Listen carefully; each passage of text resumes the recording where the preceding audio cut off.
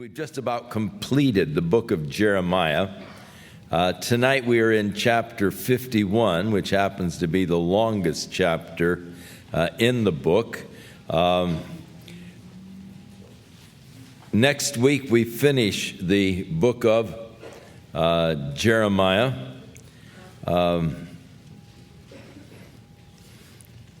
With 52 chapters at the pace we've been going, it's been just about a year with Jeremiah. We've become pretty familiar with the old boy. And he's become a real friend, and it's going to be sort of sorrowful leaving him. But we don't leave him completely. We go through his tears in the book of Lamentations as he weeps over the destruction of Jerusalem, as he looks at the ruins of the city and weeps over the failure of the people to really seek God and find God's help. But tonight we have the second chapter that deals with God's judgment against Babylon. The most of the book of Jeremiah is taken up with the judgment of God that is going to come against Judah, because as the people of God, they have turned their backs upon God and they've been worshiping the gods of the heathen. And so they are to be judged. And God is going to use Babylon as his instrument of judgment. But now God's instrument of judgment, Babylon, is to be judged by God. And chapter 51, we are continuing in the judgment that is to be meted against Babylon. So thus saith the Lord, behold, I will raise up against Babylon, and against them that dwell in the midst of them that rise up against me, a destroying wind. And I will send unto Babylon fanners that shall fan her, and shall empty her land, for in the day of trouble they shall be against her round about. So this destroying wind and those that would fan. The threshing of the wheat, they would usually try to find a good breezy hillside.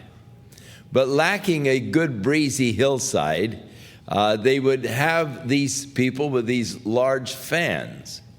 And not, the electric models that you are used to, but these African type models. And what they would do is they would rub the wheat, or they would actually have the ox tread the wheat. They would pile the wheat up on a rock, and then they'd have the oxen treading the wheat. And it would knock the hull off of the kernel. And then they would throw the wheat into the air, and they would fan rapidly, and it would blow the chaff away. And so God is sort of speaking how he's going to blow Babylon away. He's going to send this devouring wind, and the fanners, and Babylon is to be blown away.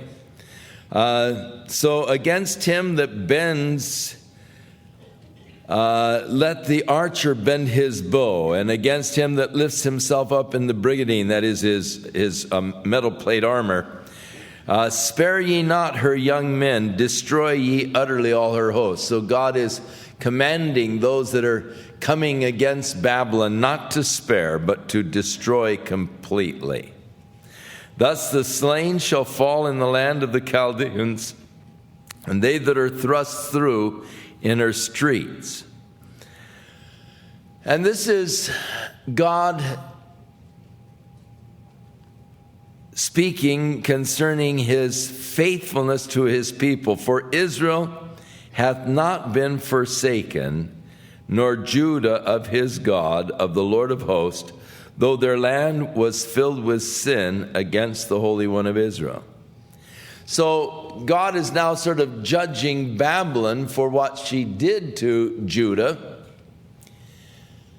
For even though Judah had sinned against God, there was sin in the land. It was filled with sin as they sinned against God, yet God did not fully forsake them. There is something wonderful about the grace of God towards his children. We oftentimes fail miserably. We are not immune from falling. But if you are a child of God, God is so faithful in dealing with you, bringing into your life that which is necessary to bring you back to himself. And so, as a child of God, God will chastise you. Now, there's an interesting thing involved here, and that is that a person who is not a child of God can get by with all kinds of evil. You can't. You'll get caught. God will see to it that you don't get by with evil. And if you've been messing around, been caught, then and you're in real deep water, just thank the Lord. It means you're his child. He's not letting you get by with it. And God had not forsaken his people. They were still his people. And he looked at them as such. They were not forsaken, nor Judah. They were not forsaken by their God, though they should have been. Their land was full of sin. So God's saying to them, flee out of the midst of Babylon. Deliver every man his soul, not to be cut off in her iniquity, for this is the time of the Lord's vengeance, and he's going to render unto her recompense. God is going to get even with Babylon now. So God is telling his people to flee out of it so that you don't suffer the judgment that's going to be coming against Babylon.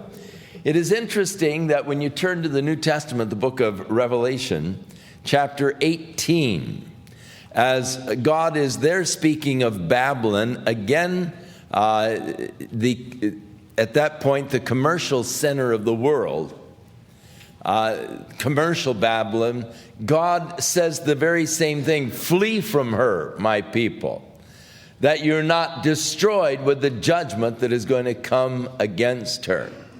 So here you have God saying the same thing from Jeremiah as he said through John in the book of Revelation, there concerning the commercial Babylon. Babylon has been a golden cup in the Lord's hand, made all the earth drunken. The nations have drunken of her wine, and therefore the nations are mad. Babylon is suddenly fallen, destroyed. Howl for her. Take balm for her pain, if so be she may be healed. And then the Lord said, we would have healed Babylon, but she is not healed. Forsake her, and let us go every one into his own country, for her judgment reaches unto heaven and is lifted up even to the skies. The Lord has brought forth our righteousness. Come and let us declare in Zion the work of the Lord our God. So God is again announcing this judgment that's going to come against Babylon, an utter destruction. Daniel, the prophet there in Babylon, when King Nebuchadnezzar had his dream and Daniel was brought in to interpret it, he said to Nebuchadnezzar, the vision that you saw, a great image with a head of gold, a chest of silver, stomach of brass, legs of iron, feet of iron and clay. The Lord of heaven has shown to you the kingdoms that shall rule over the earth, and you O Nebuchadnezzar, are the head of gold, for God has given to you a kingdom, power, glory. All of the nations have come to rest under you. And that's basically what Jeremiah is saying here. Babylon has been a golden cup in the Lord's hand. The whole earth was made drunk. The nations have drunken her wine, and they're in derision. But Babylon is suddenly fallen. The head of gold is going to be replaced by the shoulders, the chest of silver. Now, you remember that when Daniel revealed the dream and the interpretation to Nebuchadnezzar, Nebuchadnezzar made a proclamation, there's no God in all the earth like the God of Daniel, who's able to reveal secrets and all. But acknowledging God, or the God of Daniel, he immediately set about to defy God. For he made a great image and set it up in the plain of Dura. And this image was made of all gold. What was he saying? You, O Nebuchadnezzar, are the head of gold. You saw the chest of silver. You saw the stomach of brass, the legs of iron. You are the head of gold. What Nebuchadnezzar was actually saying by the image, all of gold, was that Babylon will never fall. He was making a statement that Babylon and the government of Babylon, the kingdom of Babylon, would be eternal. It would never be replaced. He was defying the interpretation of the dream. And he ordered that all of the people in the kingdom bow down to this great golden image, bow down to the concept that Babylon would exist forever. But God had pronounced the judgment. And God, through Jeremiah, is saying that it's going to come upon them suddenly. They will be destroyed. There will be no cure. And thus, the people of God were to forsake her. And the declaration will be, verse 10, the Lord has brought forth our righteousness. Come, let us declare in Zion the work of the Lord our God. Now to the enemies that are to destroy them, the Medes with the Persians, the Lord said, make bright the arrows, gather the shields. The Lord has raised up the spirit of the kings of the Medes, for his device is against Babylon to destroy it, because it is the vengeance of the Lord, the vengeance of his temple. The fact that Nebuchadnezzar destroyed the temple of God in Jerusalem, this fact that he sacked the temple, he took the golden cups and the instruments of gold and silver from the temple and brass and carried them to the treasuries in Babylon. God now is going to take vengeance for what Babylon did to his temple in Jerusalem. God called the temple his house. My house, God said. So set up the standard upon the walls of Babylon. Make the watch strong, set up the watchmen, prepare the ambushes, for the Lord hath both devised and done that which he spake against the inhabitants of Babylon. God has devised the strategy by which Babylon is to fall. Now, it should be noted that Babylon continued to exist after this prophecy of Jeremiah for another 50 plus years. It remained in glory and power and prominence. But surely Babylon will fall, for God has declared it. And so God, addressing himself to Babylon, said, O thou that dwellest upon many waters, The river Euphrates flowed through it and was divided into many canals and all. And so thou that dwellest upon many waters, abundant in treasures. Babylon had conquered the world and had taken booty from all of the nations. As she took the treasures from Israel or Judah, so she had taken the treasures from Egypt and the treasures from the other countries that she had conquered, and thus very rich. And so the Lord said, the abundance of your treasures, your time is come, your end is come, and the measure of thy covetousness.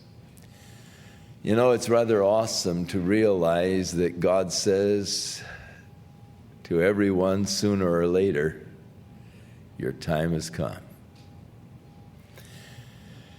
Basically, you remember again the story of Daniel. As Belshazzar had prepared this great feast for 1,000 of his lords, it was really in disdain against the Medo-Persian army that was attacking him. It was during the celebration of their god Shishak, and he felt that Babylon, the city of Babylon, was impervious, that there was no way they could conquer it. And so while they are out there in the foxholes and in the misery, he's partying in his palace with 1,000 of his lords. But there came the handwriting on the wall. And basically God said, your days are numbered. You've been weighed in the balances and you've been found wanting. This night, your soul will be required of you. The time of your appointment with God has come. It's appointed unto man once to die. And so the end is come. The measure of thy covetousness you've hoarded for yourself, and now the time has come. For the Lord of hosts hath sworn by himself. As we mentioned, you always swear by something greater. God can't swear by anything greater, so he swears by himself when he wants to affirm a statement. So the Lord of hosts has sworn by himself, saying, surely I will fill thee with men as with locusts, and they shall lift up a shout against thee. He hath made the earth by his power, speaking now of the Lord of hosts. He's taken this oath against Babylon. This Lord has made the earth by his power. He has established the world by his wisdom, and has stretched out the heaven by his understanding. I love it when the prophets begin to talk about the greatness of God. Made the earth by his power, established the world with his wisdom.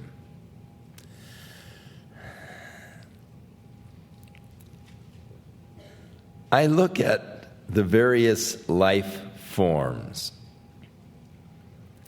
and I find them intensely interesting. But I also wonder why God made certain little bugs and certain little insects. I wonder what the purpose is for them. As I was studying last night,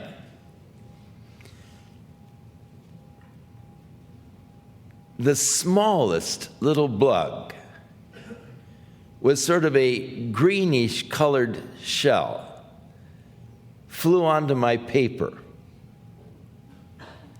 Now, if I had not had my glasses on, I would have never seen it. I mean, it was very, very small. But I marveled that that little thing could fly. But I wondered if it knew where it was going when it was flying. I mean, does it have a real purpose when it flies? Does it think, well, I'm going to go over to that paper over there?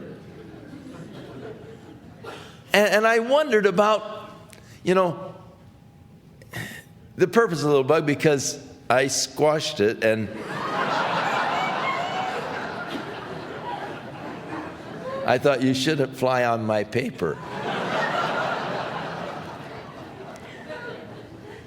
But yet, I was curious about and marveled really again at the creative genius of God making even these tiny little bugs. And I look at the various animals and life forms, and I was thinking the other day about the fruit trees and how that God has created them, and the fruit that is good for you. It's edible, it's nourishing, and how God designed and planned it all.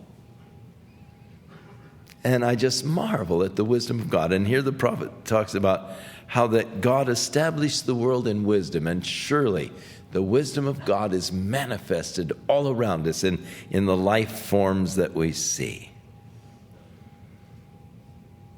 And then, becoming a little poetic, he said, when he utters his voice, there is a multitude of waters in the heavens, and he causes the vapors to ascend from the ends of the earth. And he makes the lightnings with rain, and he brings forth the wind out of his treasures. Talking really here about the water cycle, how that he gathers up the waters from the ends of the earth. He draws them into the clouds. He pushes them with his winds over the land. He sends forth his voice, the thunder, and he makes the lightnings with the rain. And every man is brutish by his knowledge. In other words, when you start talking about the knowledge of God, you're pretty stupid. Every man is brutish in comparison. As Shakespeare said, man, poor man, so ignorant in that which he knows best. Now, what do you know best? What is your field of expertise? In what subject are you a vast reservoir of knowledge? Now, let me ask you, that subject that you know best, how much do you really know of that subject compared with all that could be known on that subject? And you realize what Shakespeare said, man, poor man, so ignorant in that which he knows best. The knowledge of God, every man is brutish in comparison with the knowledge of God.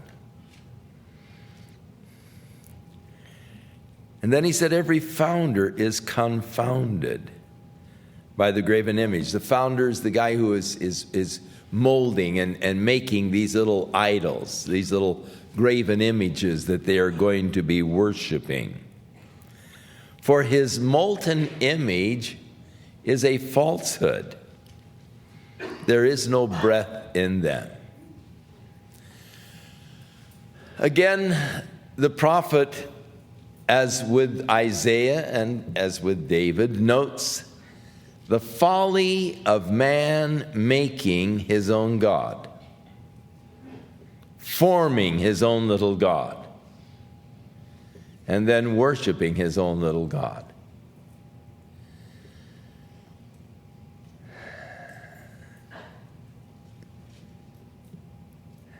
Isaiah says a guy cuts a branch off of a tree and he carves this little wooden god out of it. But with the whittlings and the chips and so forth, he makes a fire to bake his bread. So part of the limb is a god, and part of it's fuel to bake his bread and all. And here he is bowing down, worshiping, praying to this little piece of wood that he has carved into a shape to represent some ideal that he worships. Now, in our sophisticated age and society, we no longer carve out branches, but nonetheless, people still have the ideals that they worship. Though you may not have it in a representation, in some kind of a form, nonetheless, those same gods that they worshiped by these little representative idols are the same gods that many people worship today. For they were the gods and goddesses of lust, the goddesses of fertility, the gods of power, money, possession, the gods of pleasure. They had little shapes for them and forms for them. But you see, what difference is it just because you don't have a form if pleasure is your thing? If you worship pleasure, if your whole life is geared around the pleasure principle and you're living for pleasure, that's your chief passion in life. Just because you don't have a little form over here of a little guy on a surfboard coming down the crest of a wave, and you've got a little candles on each side, and you go over every morning and pray for a good surf.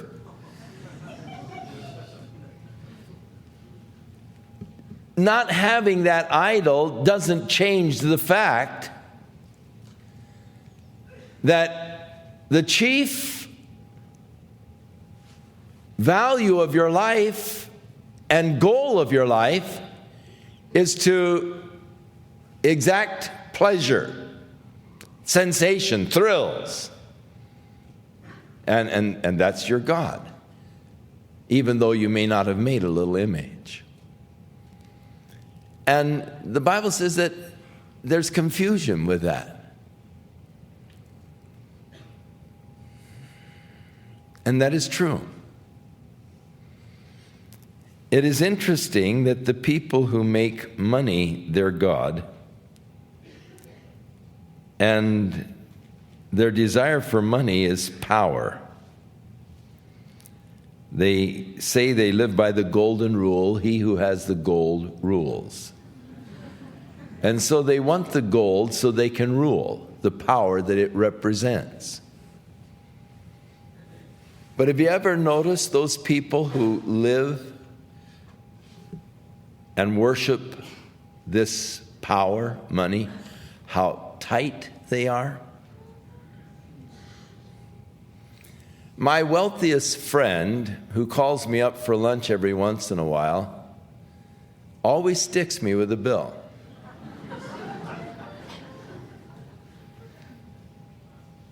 Now, he's a multimillionaire. But boy, he has a hard time spending his money. He's a slave to it. He can't let it go. It's sort of tragic. So are those who worship false gods, rather tragic. For your gods are a falsehood. The prophet said, that little idol, it can't breathe. That should tell you something. It can't breathe. There's no life in it. They are empty. They are the work of errors. And in the time of their visitation, they will perish. I mean, they're going to pass. The portion of Jacob is not like them. The true and the living God is not like them. You see, he is the former of all things. You can't form him. You can't make any image of it. He's formed everything. You don't form him. He formed you. You don't create him. He created you. Now, many men are worshiping gods that are the gods of their own creation. They have created that God. If I were God, this is what I would be. This is what I would do. This is where I would live. This is how I would use my powers. And many people have created their own God. They take a little bit from this, a little bit from that. Well, I like this of the Hindu religion, and I like this from, the Mohammedans, and I like this from Christianity. I like this. And so, you've made a composite. Your God is sort of a put together of a lot of different concepts and ideas. And you say, well, this is my God. Well, you've made it. You've created it. And if you look closely, he looks a lot like you. For when a man makes a god, he actually is making a projection of himself to immensity. But not so with Jacob. His God is the former of all things. Israel is the rod of his inheritance. The Lord of hosts, or Yahweh of hosts, is his name. Thou art my battle axe and weapons of war, for with thee will I break in pieces the nations, and with thee will I destroy kingdoms. And with thee will I break in pieces the horse and his rider, and with thee I will break in pieces the chariot and his rider. With thee also will I break in pieces man and woman, and with thee will I break in pieces the old and the young, and I will break in pieces the young man and the maid, break in pieces with thee the shepherd and the flock, and with thee will I break in pieces the husbandman and his yoke of oxen, and with thee will I break in pieces captains and rulers, and I will render unto Babylon and to all the inhabitants of Chaldea for all of their evil which they have done in Zion in your sight, saith the Lord. I'll get even. God said, vengeance is mine, I will repay, saith the Lord. And so for all of the evil that they did to God's people, the whole spectrum of their society is to suffer at the hand of God, to be judged by God. Behold, I am against the old destroying mountain, saith the Lord, which destroyed all the earth. And I will stretch out my hand upon you, and I will roll you down from the rocks and make you like a burnt mountain, like a volcano that has blown and finally just collapses in on itself. And they shall not take of thee a stone for a corner, no cornerstones, or a stone for foundations, but thou shalt be desolate forever, saith the Lord. So, set up a standard in the land, blow the trumpet among the nations, prepare the nations against her, call together against her the kingdoms of Ararat, over in the area of Turkey, and Ashkenaz. Appoint a captain against her, and cause the horses to come up as rough caterpillars or locusts. Prepare against her the nations with the kings of the Medes, and with the captains thereof, and all of the rulers thereof, and the land of his dominion. And the land shall tremble in sorrow, for every purpose of the Lord shall be performed against Babylon, to make the land of Babylon a desolation without an inhabitant. Now, as we have mentioned before, many times prophecies have a dual fulfillment, that which is going to happen almost immediately, and then down the line, a double fulfillment, sort of history repeating itself. And inasmuch as the Lord used the Medes and the Persians to destroy Babylon, So again, in a double type of fulfillment, it is quite possible because all of it wasn't completely fulfilled in Jeremiah's, in the generation following Jeremiah. Some of this has yet to be fulfilled, and still the Medes seem to be involved. And who are the Medes today? Iraq. No, yes, no. The Medes today are Iran, and of course Babylon is Iraq. Now, there is bad blood between Iraq and Iran. Iraq and Iran. And Syria and Iran have formed a military alliance. Now, there is a great desire by the Muslims to rule the world. And they have a tremendous potential because, first of all, there are so many Muslims in the world, some 750 million worldwide.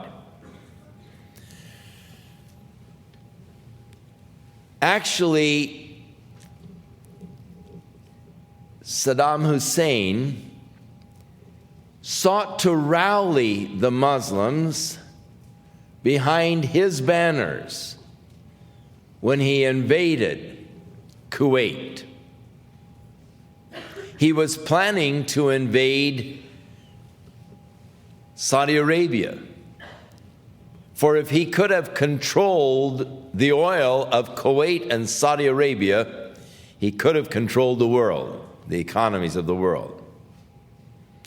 And that is why the United Nations, the United States, and all of us got involved in the Gulf War, because we knew that the survival of the Western world depended upon those oil supplies that are there in the Persian Gulf. Now, Iran does not have any real love for the Western world. You notice that all of their rallies, they direct their anger against Israel and against the United States. We devils. And they are determined to destroy Europe and the United States. The Israeli intelligence has been following their plot. And one of the ex-generals was lecturing just recently in San Antonio. And he was telling of the meetings that have been going on. And Iran has purchased 3 powerful nuclear devices from the Muslim state in Russia, or formerly the Soviet Union. They have told the Syrians that by June of 1992, they can provide for them an atomic covering or a nuclear covering in case they want to attack Israel. Now, that's not very far off. And it is quite possible that the destruction of Babylon, you see, we didn't complete it in Desert Storm, but it could be that it will be completed by Iran. And they brought 250 of the top nuclear scientists to Iran, and then they hired 25 more who were specialists in the multiple warheads. And Iran is becoming quickly a nuclear power, but we know that they're fanatics. And they would not hesitate using that power. And it could be that Hussein will be one of their first targets, but ultimately the Western world. And so the Israeli officer who was briefing on the subject said that he feels that the possessing of nuclear weapons by Iran is a greater threat to the world than Adolf Hitler. And he said, I say that as a Jew very familiar with the Holocaust. So things are not so smooth in the world in which you live. Don't be lulled into a sense of security. Things could explode most any time there in the Middle East. And Babylon could be utterly destroyed, as the prophecy declares, as God brings against her the kings of the Medes, the captains thereof, the rulers thereof. And the land shall tremble and sorrow, for every purpose of the Lord shall be performed against Babylon, to make the land of Babylon desolate without an inhabitant. The mighty men of Babylon have forborne to fight. They've remained in their holds. Their might has failed. They became as women, and they have burned her dwelling places. Her bars are broken. And one post, and that is a man who carries the news, a postman, shall run to meet another, one messenger to meet another, to show the king of Babylon that the city is taken at one end. Now this, of course, was fulfilled by the Medes. The whole city of Babylon, there were 3 days before the people in Babylon really knew that it had been conquered by the Persians and by the Medes. And that the passages are stopped. And the reeds have been burned with fire. When Cyrus diverted the river Euphrates, these reeds grew along the bank, and he burned them. This, of course, the prophet is telling about it 60 years before it happened. And the men of war were frightened, for thus saith the Lord of hosts, the God of Israel, the daughter of Babylon is like a threshing floor, and it is time to thresh her. Yet a little while, and her harvest shall come. They sowed to the wind, reap the whirlwind. Whatsoever man soweth, that shall he also reap. And Nebuchadnezzar, the king of Babylon, has devoured me. He has crushed me. He has made me an empty vessel. He has swallowed me like a dragon. He has filled his belly with my delicates. He has cast me out. And the violence done to me and to my flesh be upon Babylon, shall the inhabitant of Zion say. So those of Judah, Jerusalem, who were carried away, destroyed. And my blood upon the inhabitants of the Chaldeans shall Jerusalem say. Therefore, thus saith the Lord, behold, I will plead thy cause and take vengeance for thee, and I will dry up her sea and make her springs dry. Cyrus diverted the river Euphrates. He dried up the river itself by diverting it into canals around the city. And Babylon shall become heaps, a dwelling place for dragons, an astonishment, a hissing. It'll be without inhabitant.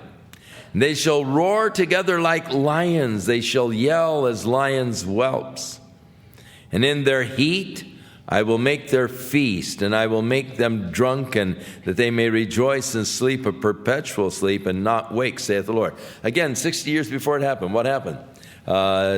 Is that old Belshazzar had this big feast. They were all drunk, so drunk that they didn't really realize what was going on.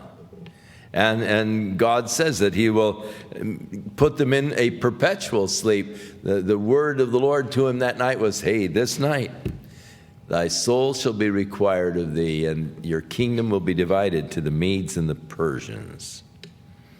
And so How is Shishak taken? Or I will bring them down like lambs to the slaughter, like rams with the he-goats. How is Shishak taken? And how is the praise of the whole earth surprised? How has Babylon become an astonishment among the nations?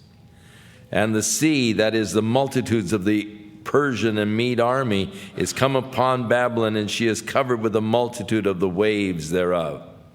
Her cities are a desolation, a dry land, a wilderness, a land where no man dwells, neither doth any son of man pass thereby. And I will punish Bel, one of the chief gods that we said is Baal, in Babylon. And I will bring forth out of his mouth that which he hath swallowed up, and the nations shall not flow together any more unto him. Yea, the wall of Babylon shall fall. The wall of Babylon was 87 feet thick, 250, 300 feet high. There were 250 towers on it. And God is here declaring this wall is going to fall. Imagine, it was thought impossible. It took them a whole year, 200,000 men, for a whole year to dismantle the wall of Babylon. They dismantled one stadia a day, and the wall was 365 stadia. So it was a year in dismantling the wall, 200,000 slaves. Yet God said it's going to come down. My people, God says, go out of the midst of her. The second time, God is telling him, get out. Deliver ye every man his soul from the fierce anger of the Lord, lest your heart faint and you fear for the rumor that shall be heard in the land. A rumor shall come both 1 year, and after that another year shall come a rumor, and the violence of the land and the ruler against ruler. The rumor came that, that the Medes are arming and going to invade. And a year later, the rumor came, the Medes are on their way. Therefore, behold, the days come that I will do judgment upon the graven images of Babylon. Her whole land shall be confounded, and all of her slain shall fall in the midst of her. And then the heaven and the earth and all that is therein shall sing for Babylon, for the spoilers shall come unto her from the north, saith the Lord. That is, Medes and Persians. As Babylon hath caused the slain of the earth to fall, so at Babylon shall fall the slain of the earth. So the reversal, she's caused the slain of the earth of Israel to fall, so Babylon shall fall. Ye that have escaped the sword, go away, stand not still. Remember the Lord afar off, and let Jerusalem come into your mind.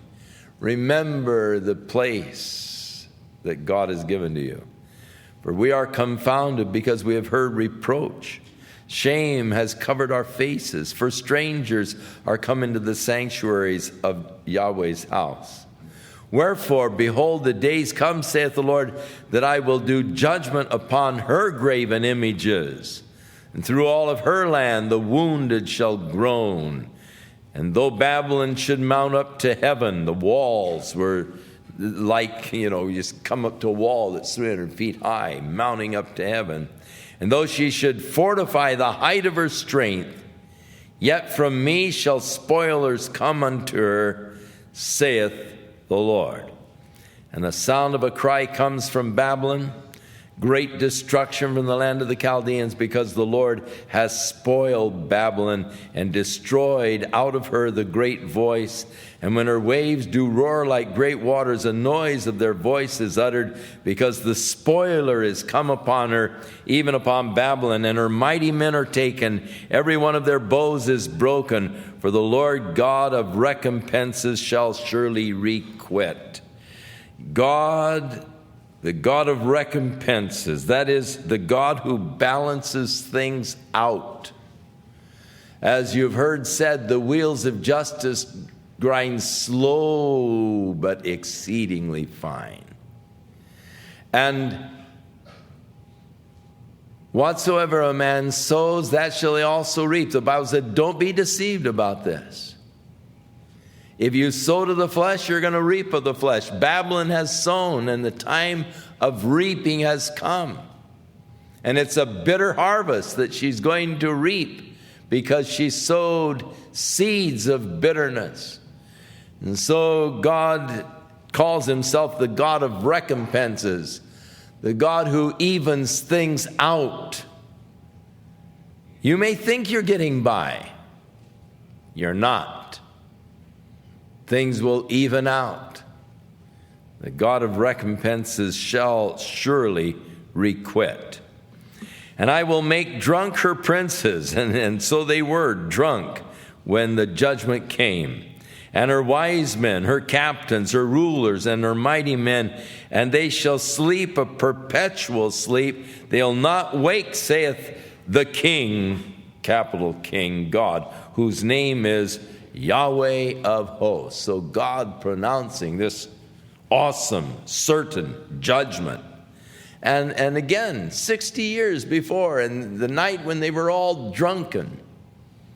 And just for entertainment, Belshazzar said, bring the gold and silver cups that my father took from the temple in Jerusalem, that we might drink our wine out of those cups. And as they were drinking their wine out of these golden cups that had once been used in the service of God in the temple in Jerusalem, and they were praising and all the gods of gold and silver in their drunken stupor. That is when the hand appeared and the letters upon the wall announcing the end for the Babylonian kingdom. That was the night the captains, the mighty men, the wise men, and the king went into the perpetual sleep. Thus saith the Lord of hosts, the broad walls of Babylon, 87 feet thick, shall be utterly broken, and her high gates shall be burned with fire. And the people shall labor in vain, and the folk in the fire, they shall be weary. You'll not put the fire out. The word which Jeremiah the prophet commanded Seraiah, the son of Neriah, the son of Maaseiah, when he went with Zedekiah, or as he went not with the approval, or he was sent. Zedekiah was not yet taken as a captive at this point, but he was sent by Zedekiah to Babylon, the king of Judah to Babylon, in the 4th year of his reign. Zedekiah actually was in the 11th year of his reign when he was taken as a captive. So in the 4th year of the reign of Zedekiah is when this prophecy was given by Jeremiah to this fellow Seraiah to take to the captives in Babylon and to read. You see, here were Jews who were there in Babylon. They were captives, and they were being mistreated by their Babylonian captors. And so it was sort of a word of encouragement to them. God's going to, take care of Babylon. Their day is coming, and God will recompense, and God will take care of them. And so it was just sort of a word to encourage the people of God. And thus Jeremiah wrote these words in a book that the evil, all of this evil that was going to come against Babylon. And then Jeremiah said to Seraiah, when you come to Babylon, and you will see the people, read to them all of these words. And then shall you say, O Lord, thou hast spoken against this place to cut it off, that none shall remain in it, neither man nor beast, but that it will be desolate forever. And it shall be, when you have finished reading this book, take a stone and tie it to the stone and throw it into the middle of the Euphrates River. And then say, thus shall Babylon sink, and shall not rise from the evil that I will bring upon her, and they shall be weary. And this is thus far the words of Jeremiah. This is the words of this prophecy against Babylon, tossed in the river Euphrates as it sinks Sariah is to say, and thus shall Babylon sink. It happened. God's word came to pass as it always does. You can count on God's word coming to pass. And that's why it's important that we pay attention to what God said, because it shall surely, surely come to pass. Shall we stand? May the Lord be with you, and may his love fill your heart, your life. May you experience just that nearness of the Lord this week. As you seek him, may he guide you with his counsel. And may it be a week of spiritual growth as you develop in your walk and in your relationship with him. In Jesus' name. Our Father, which art in heaven, hallowed be